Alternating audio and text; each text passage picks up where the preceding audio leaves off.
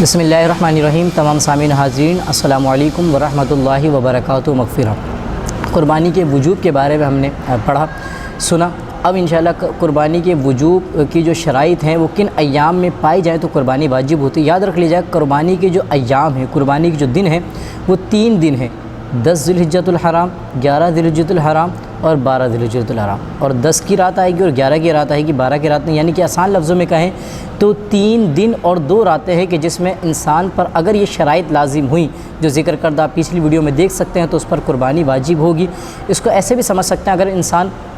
پورے سال جو نا وہ غنی رہا، یعنی کہ امیر رہا، اور جیسے قربانی کا ایام آئے کوئی ایسا ثانیہ ہو گیا کہ جس کی وجہ سے سارا مال و دولت اس کا جو ہے مطلب یہ کہ وہ ویسٹ ہو گیا، ضائع ہو گیا، کسی ثانیہ کا شکار ہو گیا، تو جب وہ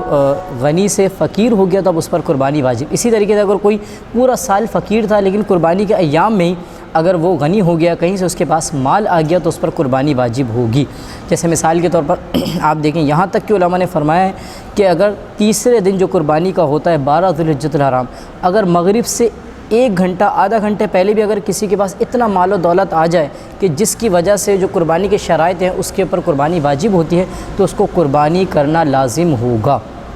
اس کے لیے وہی جو 3 دن اور اس کی 2 راتیں آپ کو ذکر کر دی گئیں۔ اچھا، دن کے اندر قربانی کرنا تو جائز ہے، بالکل آقا کریم علیہ السلام سے ثابت بھی ہے، اور رات کے اندر قربانی کرنا مکروہ ہے۔ قربانی ہو جائے گی اللہ کی بارگاہ میں، لیکن علماء نے فرمایا کہ رات میں قربانی کرنا مکروہ ہے۔ لیکن اچھا، یہاں پر ایک مسئلہ یہ بھی ذہن نشین رکھیں، ہمارے کچھ ادارے ایسے ہیں جہاں پر کثیر تعداد میں قربانی کے جانور آتے ہیں، جیسے سیلانی ہیں یا دیگر الحمدللہ ہمارے جو ہے نا ہیں مثال کے طور پر بڑے بڑے ادارے ہیں کہ جو ماشاءاللہ جن کے جو ہے کثیر تعداد میں جانور آتے ہیں، اور اگر وہ رات میں بھی قربانی نہ کریں تو پھر جو ہے نا مطلب یہ کہ بڑا مسئلہ ہو جاتا ہے، جانور بچ جائیں گے کیونکہ دن جو ہے نا صرف 3 ہے۔ تو اس پر علماء نے فرمایا کہ جو ہے نا پھر اگر رات میں بھی کر لیں گے تو پھر وہ کراہت بھی باقی نہیں رہے گی، ان کے لیے بالکل جائز ہے۔